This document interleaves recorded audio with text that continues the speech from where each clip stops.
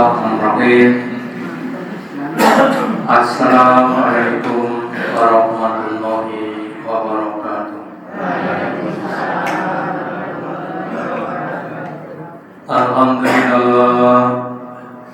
Alhamdulillahilladzi at'amana bi ni'matil imani wal islam.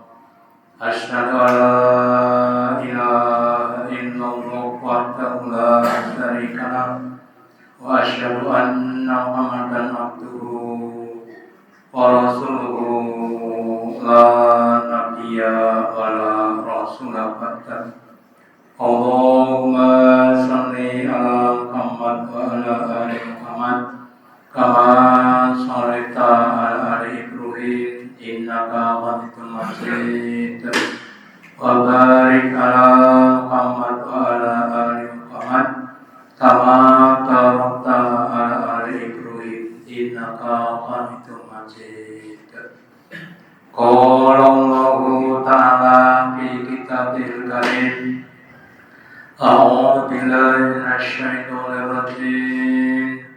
Ya ayyuhalladzina amanu ittaqullaha haqqa tuqatih wa la tamutunna illa wa antum muslimun.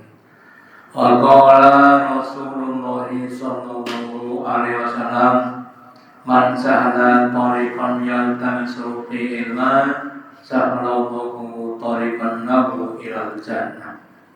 Bapak Ibu hadirin yang dirahmati Allah Ta'ala, yang pertama dan utama, marilah kita selalu meningkatkan, menambahi kesyukuran kita, keimanan dan ketakwaan kita kepada Allah Ta'ala dengan menjalankan perintah-perintahnya dan menjauhi larangan-larangannya. Supaya kita bisa menjalankan perintah-perintahnya dan menjauhi larangannya, maka dibutuhkan ilmu. Sehingga di dalam Islam ini Allah sangat-sangat menghargai, Allah sangat-sangat memuliakan kepada orang-orang yang mau mencari ilmu, orang yang mempunyai ilmu, orang yang mengamalkan ilmu. Dalam sebuah hadisnya Nabi bersabda, man sa'ala tariqan ya'tadu bihi ilma. Barang siapa yang memudahkan itu aslinya susah tapi dikibeh mudah. Barang siapa yang memudahkan langkah-langkahnya untuk mencari ilmu, maka Allah akan memudahkan langkah-langkahnya untuk masuk ke dalam surga. Jadi kalau kita bersedar keroyo-royo untuk mencari ilmu, maka insya Allah akan dipermudah Allah langkah-langkah kita untuk masuk ke dalam surga, meskipun susah tapi dipermudah. Juga kalau kita mempunyai ilmu, maka kita akan bisa beramal lebih efektif, lebih tepat guna, lebih efisien, lebih hemat biayanya, dan juga akan berhasil.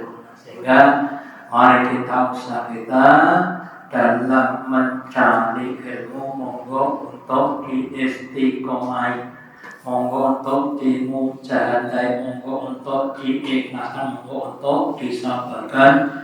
Semoga Allah mempermudah langkah kita untuk datang di majelis ilmu, memberikan ilmu dan berikan kepada kita kepahaman dan mengamalkan ilmu dalam kehidupan kita sehari-hari. Amin. Bapak Ibu hadirin yang dirahmati Allah Ta'ala, mungkin kalau bab masalah kewajiban anak kepada orang tua sudah sering kita dengar, tetapi ternyata ada juga kewajiban orang tua kepada anaknya. Lah apa kewajiban kepada anaknya? Di antaranya adalah menasehati. Apakah nasihat itu? Nasihat adalah irodatul khair li murid.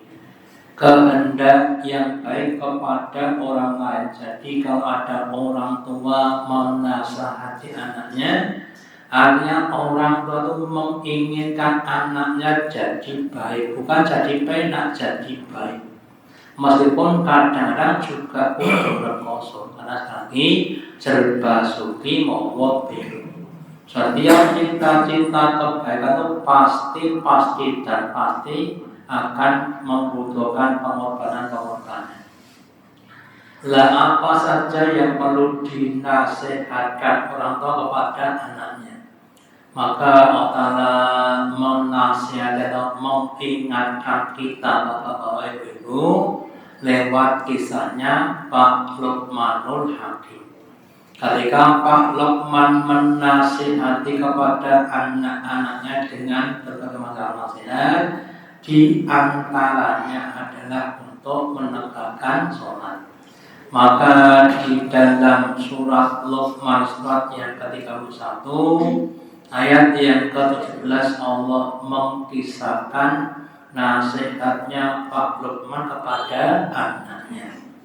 Ya bunayya wahai anakku, hidup hilir, aqimi sholat, tegakkanlah sholat. Jadi nasihat pertama supaya anak-anaknya mau menegakkan sholat. Yang kedua, wa'mur bil ma'rufi, dan perintahkan, ajaklah kepada siapapun dengan perbuatan-perbuatan yang ma'ruf. Perbuatan yang dituntunkan, yang diperintahkan, yang dapat menimbulkan dampak-dampak yang positif, manfaat-manfaat. Wanha 'anil munkar, dan cegahlah dari perbuatan-perbuatan yang mungkar, perbuatan yang diingkari oleh akal sehat. Kenapa? Karena akan menimbulkan dampak-dampak negatif, musibah, kerugian. Terus wasbir ala ma'asobaka, dan sabarlah atas apa-apa yang menimpa kepada kamu. Inna dzalika la min azmil umur, sesungguhnya yang demikian tadi, menegakkan sholat, amar ma'ruf nahi munkar, dan sabar suatu perkara yang memang perlu dipenting-pentingkan, yang perlu untuk ditaksirkan, ditekankan, karena itu akan mendatangkan berbagai macam kebaikan-kebaikan di dunia sampai di akhirat. Jadi Bapak Ibu, nasihat kita kepada anak kita, terutama yang sudah mulai umur namanya 7 tahun atau namanya mulai dewasa, ya. Nabi bersabda, perintahkanlah kepada anakmu untuk sholat ketika usia 7 tahun, dan pukullah ketika usia 10 tahun. Bimakna pada 10 tahun pokok sholat harus ada penekanan dengan tindakan-tindakan verbal, ya. Tidak cuma lisan tapi pakai verbal, ditanyake, disurung-surung, ya, diraupi dan banyak untuk bisa menegakkan sholat. Kenapa kita perlu menekankan kepada anak kita? Karena yang pertama Bapak Ibu, sholat itu adalah landasan bagi karakter seseorang untuk menentukan, mengetahui baik buruknya seorang adalah dari sholatnya. Kalau orang itu sholatnya baik, insya Allah karakternya akan menjadi karakter pribadi yang baik, dan sebaliknya. Kalau sholatnya asal sholat yang jelek, sok pernah eling gue, sholatnya berlik, sok datnya enggak nyanyi, maka pribadi juga akan menjadi pribadi yang tidak baik. Yang pertama. Yang kedua, sholat yang baik itu akan mengingatkan kita kepada Allah Ta'ala, akan mencegah kita dari perbuatan yang keji dan yang mungkar, sebagaimana dijelaskan dalam surat Al-Ankabut Surat yang ke-29 ayat yang 45. Wa aqim sholata wahai manusia, dan tegakkanlah salat, kerjakanlah salat dengan syarat-syarat dan rukun-rukunnya. Sebelum salat ada syaratnya apa? Berwudu, menutup aurat, ya, menghadap kiblat, itu adalah syarat-syarat untuk menunaikan salat. Yang itu tidak akan sah sholatnya. Sholatnya tidak pakai menutup aurat, ya enggak sah. Ya. Kemudian rukun-rukunnya yang harus dilakukan dalam sholat, takbiratul ihram, ya, baca Fatihah, sujud, rukuk dan seterusnya, itu adalah rukun-rukun sholat. Inna sholata tanha 'anil fahsya'i wal munkar. Kalau sholat sudah sholat yang baik, maka sholat itu dapat mencegah kamu dari perbuatan yang fahsya, perbuatan yang saru, yang jember, yang membuat malu. Contohnya hubungan dengan bab masalah seksual, ya, ucapan atau nanti yang lainnya yang hubungan dengan perkara seksual, namanya yang fahsya. Wal munkar, dan perbuatan yang mungkar, yang diingkari, contohnya minum khamar, ya, berjudi, berani pada orang tua dan sebagainya. Dan orang-orang yang sholatnya sudah baik, ketika akan melakukan bulan puasa, kemudian terjaga di dalam hati ada filter, ya, ada cegahan untuk tidak buat seperti itu. Contoh yang saya sampaikan, orang itu kalau biasa ngomongnya baik, ya, ketika sandung kira-kira apa yang diucapkan, gitu. Nek biasa ngomong elek kesandung nopo sing diucapne, itu otomatis, gitu, langsung metu promo gitu. Wahid ya gitu, wahid itu orang beriman mengatakan aku, ya. Kalau enggak iman, ya minimal tuh ngomongnya tahu, ya, atau tempe, itulah orang-orang yang tidak baik, ya. Jadi sholat akan mencegah kita akan berbuat buruk, kemudian akan tercegah. Suatu saat ketika Umar bin Khattab jadi khalifah, kemudian adakan namanya turun ke bawah, ya. Ada seorang budak kecil yang sedang mengembala kambing tuanya, itu didekati. Kamu garam sama untuk Pak Ibu banyak sekali kambing. Iya, gini tak ada apa? Kambingmu satu itu tak belinya, terus nanti uangnya kamu kantongi dewi, gak usah apa dan juragan. Paling-paling ya kata.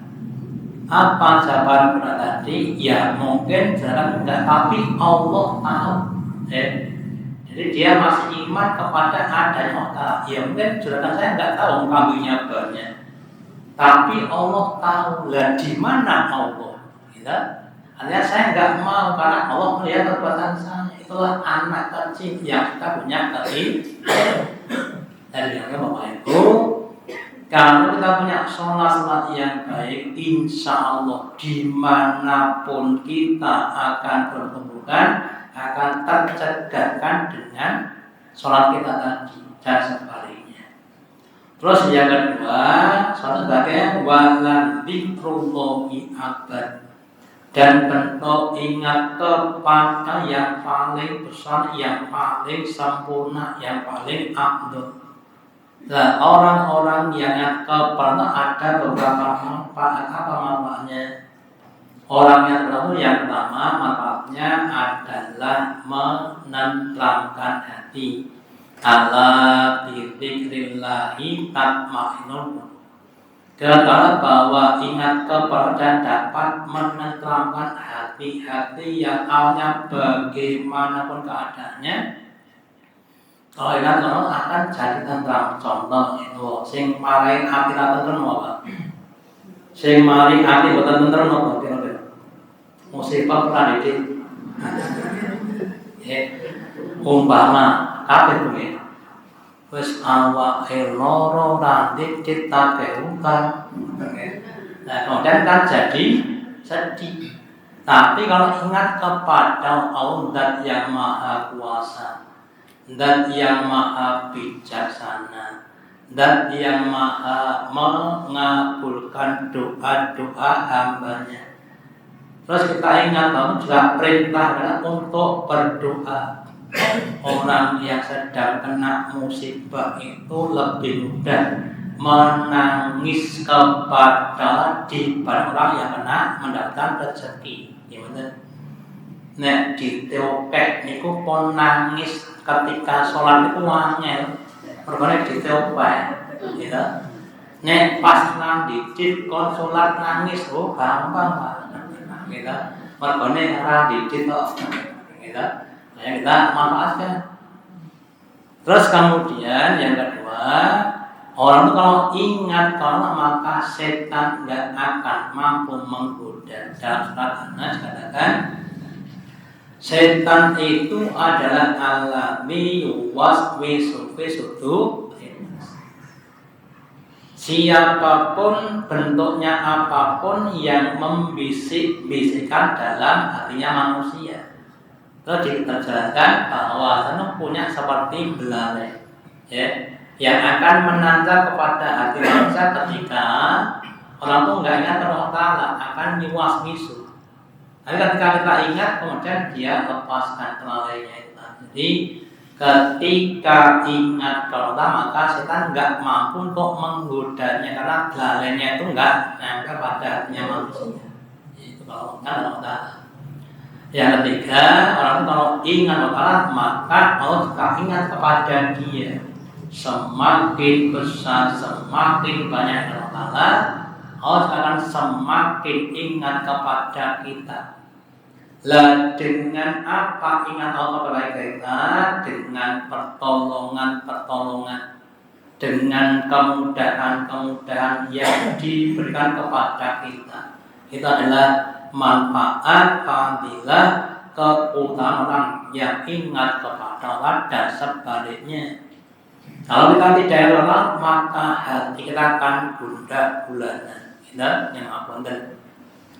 Punya masalah, nggak Allah kan ingatnya kepada setan. Kemudian masalah banyak yang bunuh diri. Ya, karena dunia sudah gelap, semuanya nggak ada jalan keluar. Ya.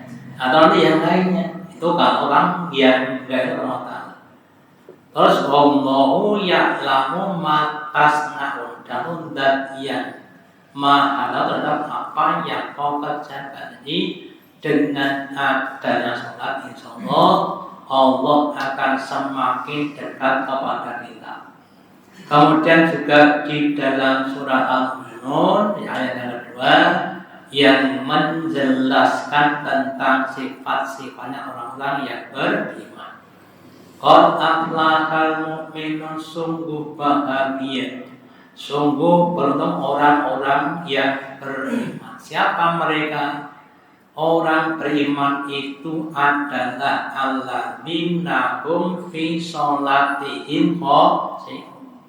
Orang yang mereka di dalam sholat mereka bisa melakukan dengan khusyuk, dengan tenang, dengan konsentrasi, dengan tentram dan seterusnya. Secara fikih Bapak Ibu, sholat yang itu adalah sholat yang cocok dengan apa yang dituntunkan Nabi, gerakan-gerakannya, bacanya dan sebagainya. Nabi bersabda, "Shollu kama ra'aitumuni usolli." Sholatlah kamu sebagaimana kamu lihat aku sholat. Secara fikih, secara hati, sholat yang baik adalah sholat yang bisa mengingatkan kita kepada Allah dengan khusyuk, dengan tumakninah. Lah bagaimana caranya? Cara yang pertama, suatu adalah yang pertama, kalau bisa kita berusaha memahami arti bacaan sholat dari takbir, kemudian iftitah, fatihah, surat dan sampai salam, kalau bisa diketahui arti-artinya. Nah itu bahasnya Arab kabeh. Bukan saja bosok Jawa ya, sholat mau sadar, nah, susah kita sudah sepuh nggak bisa memahami artinya. Kalau nggak bisa memahami artinya, lakukan itu dengan pelan-pelan untuk bisa menikmati. Intonasinya nggak usah terburu-buru, entah itu bacaan maupun gerakan-gerakannya. Namanya orang menikmati itu pelan-pelan atau cepat-cepat. Menikmati minuman. Kita warna dan menikmati perjalanan. Niku cepat-cepat napa menikmati perjalanan. Menikmati musik ya alon-alon ya. Menikmati saja juga begitu. Ya, jadi kita usahakan kita tuh nggak usah tergesa-gesa dalam sholat kita. Yang tumaknina, yang usul. Lah orang yang sholat yang usul, insya Allah akan yang pertama menimbulkan kenikmatan. Wong niku nek pun saged menikmati sesuatu itu tandanya ada cinta. Ya. Nek boten cinta tidak ada kenikmatan. Ibnu Qayyim al-Jauziyah berkata, tanpa mimpi kita tidak akan berprestasi. Perlu mimpi untuk bisa berprestasi. Tanpa cinta kita tak bisa menikmati apapun, tanpa nggak bisa menikmati. Tidak mencintai sholat ya nggak bisa menikmati sholat. Entahnya merkone tidak mencintai. Kita tidak mencintai istri, enten nemu padu, Islam enten padu terus ya nggak bisa menikmati orang gue cinta. Ya. Yang ketiga, tanpa iman hidup kita tak akan berarti. Meskipun kita punya dunia tapi nggak punya iman nggak akan berarti ketika kita meninggal dunia. Jadi semuanya berusaha untuk sholatnya ditunaikan dengan khusyuk. Kemudian ketika Nabi ditanya tentang ihsan, wahai Rasul, mal ihsan, apakah ihsan itu? Terus Rasul menjawab, anta budawa ka'annaka taruh. Ihsan itu bahwa kamu beribadah kepada seakan-akan engkau melihat Allah. Allah di depan kamu, Allah melihat kamu, kamu sholat, Allah melihat. Kira-kira seandainya kita bekerja, kita kerja mandorta di depan kita. Kira-kira kita itu kerjanya sergap nopo males-malesan. Kerjanya malah kemudian sesuatu rasa kerja dicutik, ya, kenapa enggak bagus kinerjanya, ya. Nah itu seperti itu. Ketika kita satu seakan-akan kita lihat di luar itu ada Allah. Masa kita akan pecicilan kan enggak begitu. Mau di depan kita. Ya. Kalau nggak bisa, kalian takut tahu, kalian ya Allah. Seandainya kamu nggak bisa begitu, maka seakan-akan kamu diawasi Allah. Kinerjamu dan otak baik akan ditentukan nilainya. Maka kita semuanya untuk sholatnya yang baik, tidak cuma sholat, baca Qur'annya juga baik. Ya ini dalam saya sholat ini, saya mendapatkan suatu nasihat yang namanya baca Qur'an ini. Seandainya kita baca Qur'an ini pakai katok cerdas, kaos oblong, itu niku ngoten niku angsal ngoten. Nek bab angsal, nek kurang utama. Kita mangan segotok niku dan segotok ngedahat nih ya mosok segotok nek kocok nih. Kita dengan itu kita kalau bisa amakku yang lebih lengkap, nasi terus sama Bu sayur terus lauk terus buah-buahan terus susu, okay.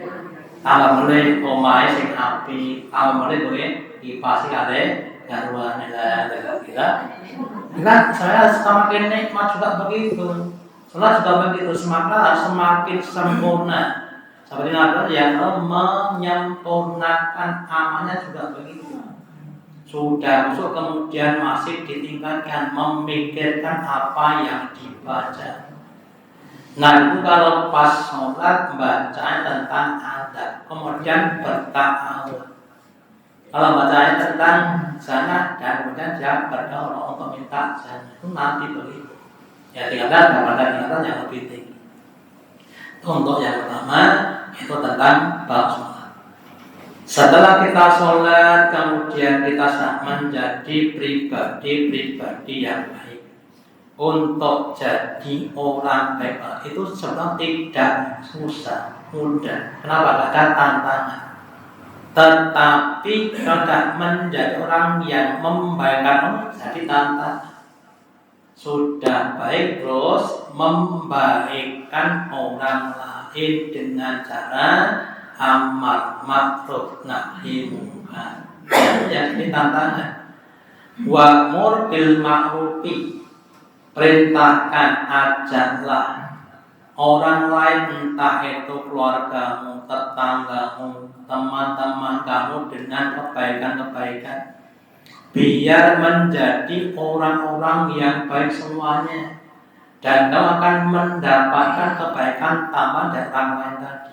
Makanya kita monggo harus amar ma'ruf nahi munkar, mengajak kepada yang baik-baik. Kita ajak saudara yang munkar, monggo diajak untuk sholat. Yang belum kemudian diajak untuk ke masjid, yang belum ada diajak untuk ngaji dan seterusnya. Terus kemudian nahi munkar, mencegah dari yang munkar. Kita ingatkan orang yang keluar. Kenapa? Karena kemungkaran itu akan menimbulkan berbagai macam dampak-dampak negatif. Contoh pada zaman Nabi Syuaib, orang-orang ketika jual beli sama melakukan perbuatan yang curang, yang menjual, nyurangi pembeli, yang menyurangi yang menjual dan sebagainya. Akhirnya kemudian dikenakan musibah saya banyak.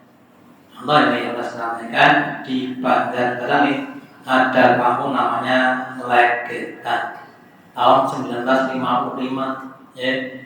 Di sana itu terkenal dengan berbagai macam kenikmatan karena negerinya terlalu daerah subur, daerah makmur.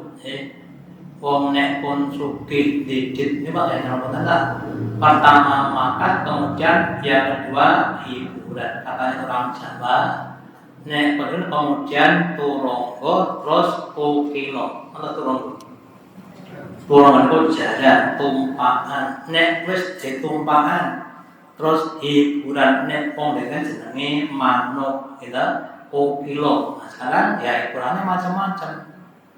Nah, hiburan itu kalau tidak terkendali terus condong pada kemaksiatan. Setiap ada tentu ada namanya lenggeran, ya, nyanyi terus kemudian ditambah minum kemudian ditambah dengan percikan dan menjadi tradisi. Terus suatu malam ketika mau akan lenggeran, kemudian Allah potongkan gunung kemudian ditumpleknya di kampung Legetan, semuanya mati. Ya, tahun 1955 untuk menunjukkan bahwa maksiat itu kalau tidak dicegah akan menjadi musibah.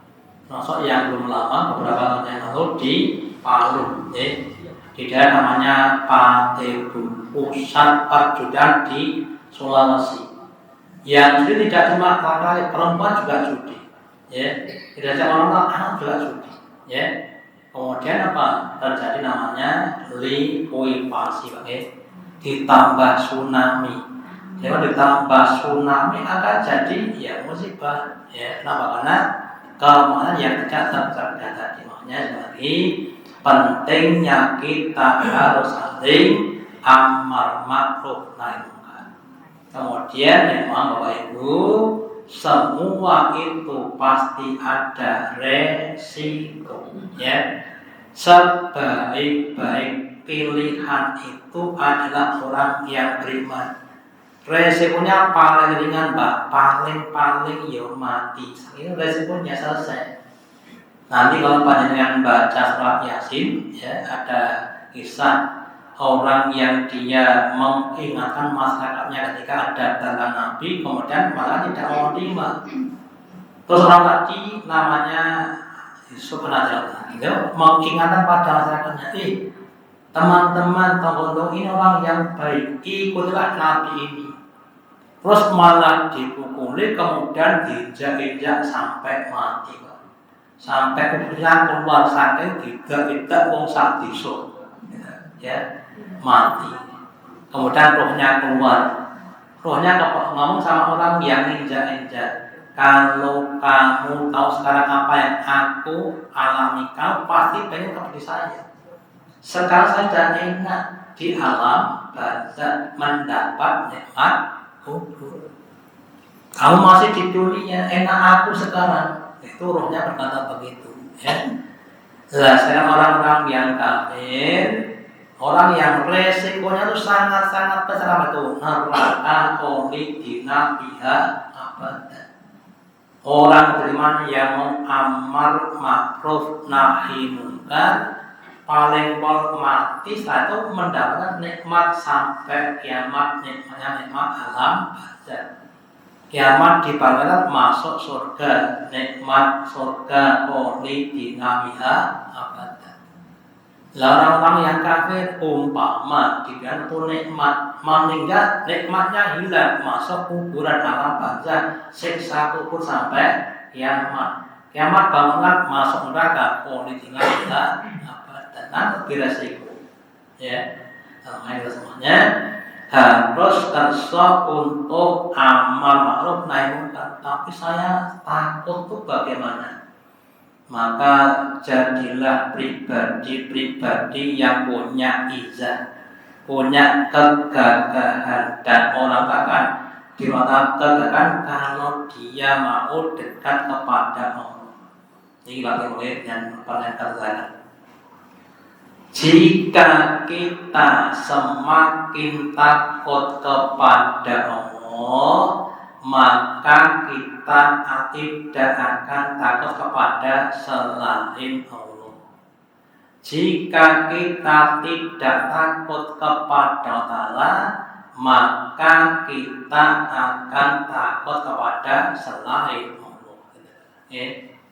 Dan ini kita bisa awali dengan amal-amal yang wajib, sholat-sholat wajib, terus ditambah dengan yang sunnah-sunnah. Khususnya bapak-bapak termasuk ibu, monggo kita bermulazamah dengan sholat berjamaah 5 waktu, terus ditambah bermulazamah dengan sholat malam. Itu nanti yang akan membuat kita diberi izah oleh Allah Ta'ala.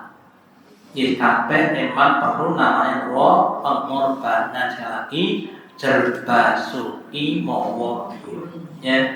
Enggak ada satu cita-cita tanpa pengorbanan, enggak ada. Semuanya pakai pengorbanan, ya.